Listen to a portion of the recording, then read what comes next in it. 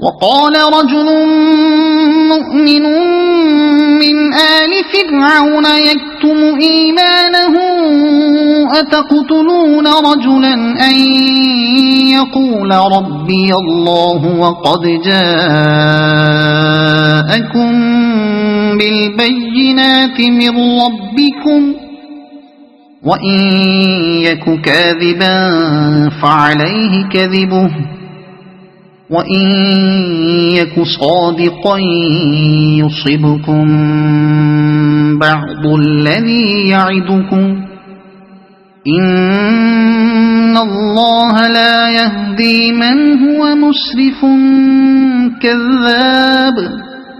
اس موقع پر آل فرعون میں سے ایک مومن شخص جو اپنا ایمان چھپائے ہوئے تھا بول اٹھا، کیا تم ایک شخص کو صرف اس بنا پر قتل کر دو گے کہ وہ کہتا ہے میرا رب اللہ ہے، حالانکہ وہ تمہارے رب کی طرف سے تمہارے پاس بینات لے آیا؟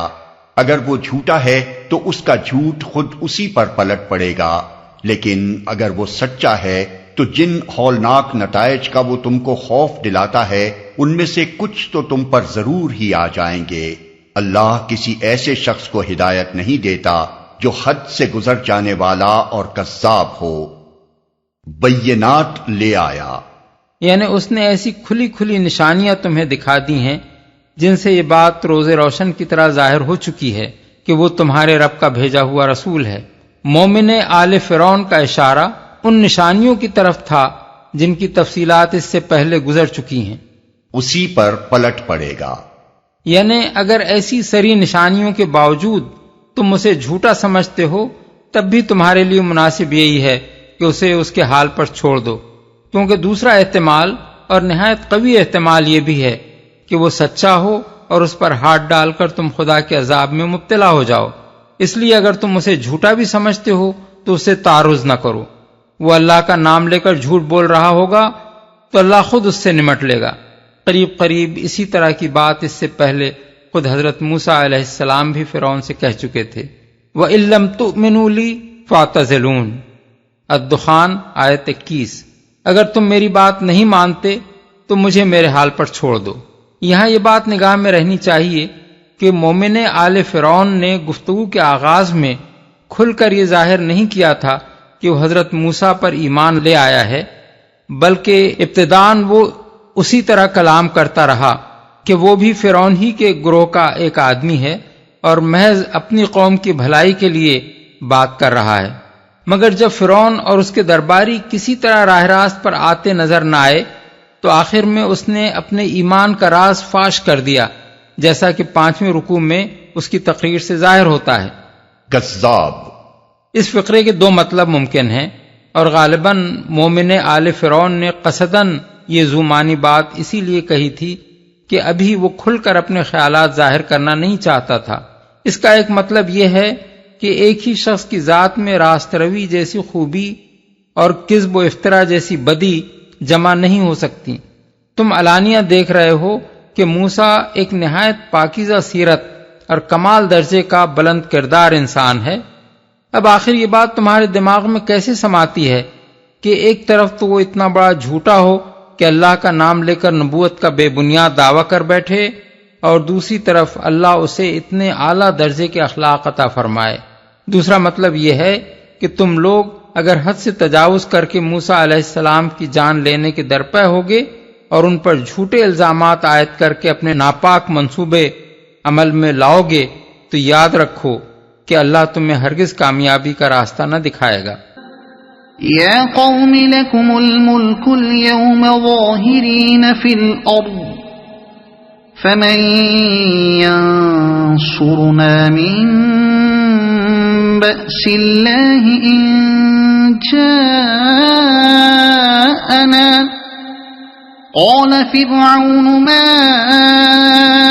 أريكم إلا ما أرى وما أهديكم إلا سبيل الرشاد۔ اے میری قوم کے لوگو، آج تمہیں بادشاہی حاصل ہے اور زمین میں تم غالب ہو، لیکن اگر خدا کا عذاب ہم پر آ گیا تو پھر کون ہے جو ہماری مدد کر سکے گا؟ فرعون نے کہا میں تو تم لوگوں کو وہی رائے دے رہا ہوں جو مجھے مناسب نظر آتی ہے، اور میں اسی راستے کی طرف تمہاری رہنمائی کرتا ہوں جو ٹھیک ہے، جو ہماری مدد کر سکے گا۔ یعنی کیوں اللہ کی دی ہوئی اس نعمت غلبہ و اقتدار کی ناشکری کر کے اس کے غضب کو اپنے اوپر دعوت دیتے ہو؟ جو ٹھیک ہے۔ فرعون کے اس جواب سے اندازہ ہوتا ہے کہ ابھی تک وہ یہ راز نہیں پا سکا تھا کہ اس کے دربار کا یہ امیر دل میں مومن ہو چکا ہے، اسی لیے اس نے اس شخص کی بات پر کسی ناراضی کا اظہار تو نہیں کیا، البتہ یہ واضح کر دیا کہ اس کے خیالات سننے کے بعد بھی وہ اپنی رائے بدلنے کے لیے تیار نہیں ہے۔ وقال الذي آمن يا قوم إني أخاف عليكم مثل يوم الأحزاب مثل دأب قوم نوح وعاد وثمود والذين من بعدهم وَمَا اللَّهُ يُرِيدُ ظُلْمًا لِلْعِبَادِ۔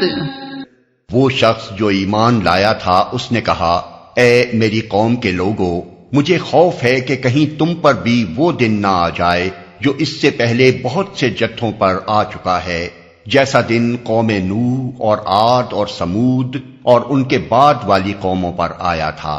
اور یہ حقیقت ہے کہ اللہ اپنے بندوں پر ظلم کا کوئی ارادہ نہیں رکھتا۔ یعنی اللہ کو بندوں سے کوئی عداوت نہیں ہے کہ وہ خامخواہ انہیں ہلاک کر دے، بلکہ وہ ان پر عذاب اسی وقت بھیجتا ہے جبکہ وہ حد سے گزر جاتے ہیں، اور اس وقت ان پر عذاب بھیجنا عین تقاضا عدل و انصاف ہوتا ہے۔ وَيَا قَوْمِ إِنِّي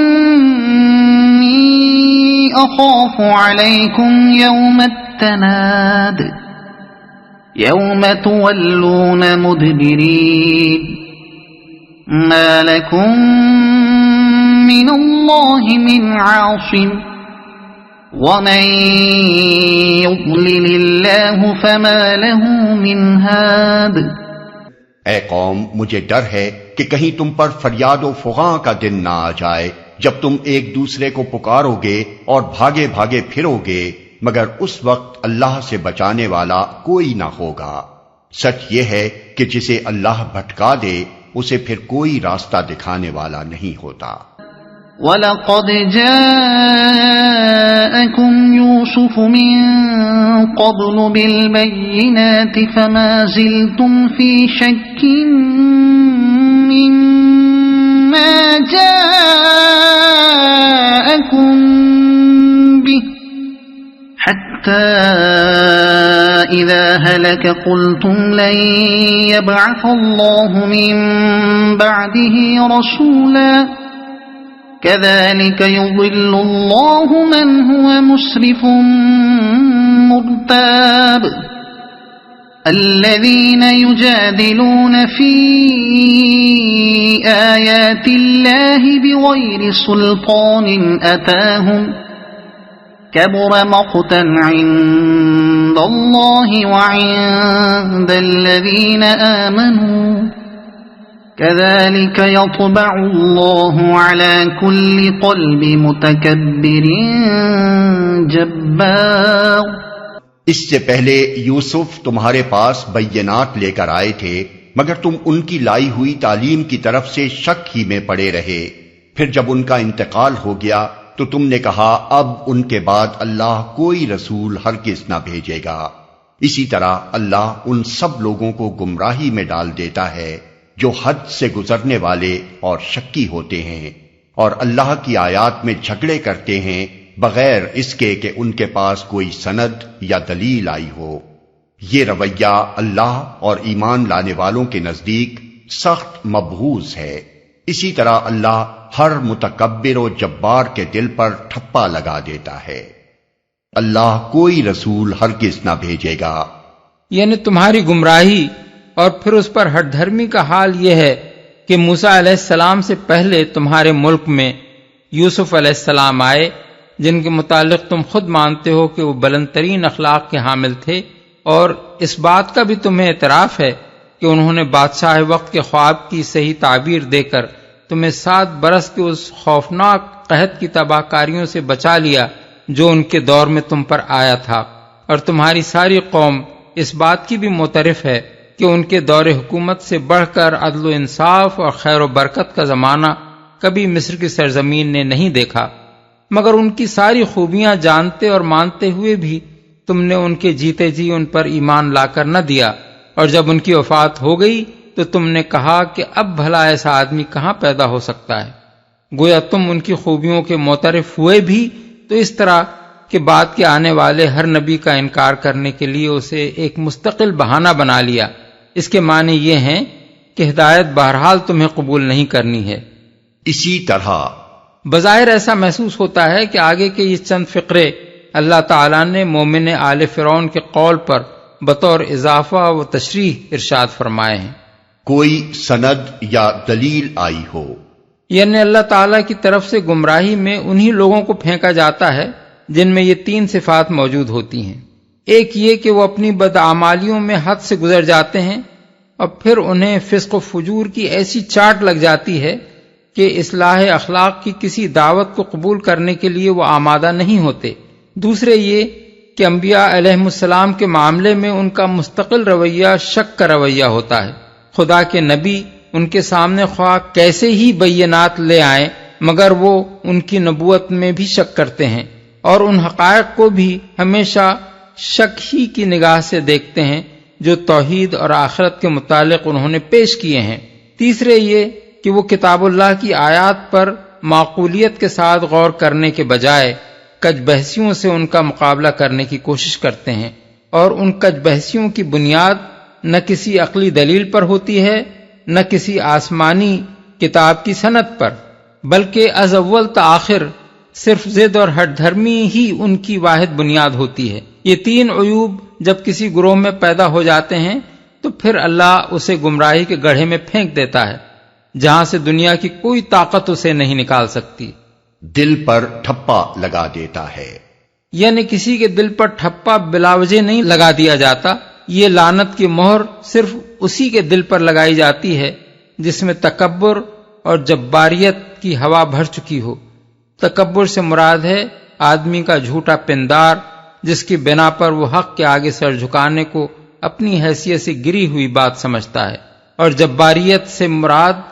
خلق خدا پر ظلم ہے جس کی کھلی چھوٹ حاصل کرنے کے لیے آدمی شریعت الہیہ کی پابندیاں قبول کرنے سے بھاگتا ہے۔ وقال فرعون يا هامان ابن لي صرحا لعلي أبلغ أسباب السماوات فأطلع إلى إله موسى وإني لأظنه كاذبا وكذلك زين لفرعون سوء عمله وصد عن السبيل وما كيد فرعون إلا في تباب۔ فرعون نے کہا، اے حامان، میرے لیے ایک بلند عمارت بنا تاکہ میں راستوں تک پہنچ سکوں، آسمانوں کے راستوں تک، اور موسیٰ کے خدا کو جھانک کر دیکھوں۔ مجھے تو یہ موسیٰ جھوٹا ہی معلوم ہوتا ہے۔ اس طرح فرعون کے لیے اس کی بدعملی خوشنما بنا دی گئی اور وہ راہ راست سے روک دیا گیا۔ فرعون کی ساری چال بازی اس کی اپنی تباہی کے راستے ہی میں صرف ہوئی۔ جھوٹا ہی معلوم ہوتا ہے۔ مومن آل فرعون کی تقریر کے دوران میں فرعون اپنے وزیر حامان کو مخاطب کر کے یہ بات کچھ اس انداز میں کہتا ہے کہ گویا وہ اس مومن کے کلام کو کسی التفات کے قابل نہیں سمجھتا، اس لیے متکبرانہ شان کے ساتھ اس کی طرف سے منہ پھیر کر حامان سے کہتا ہے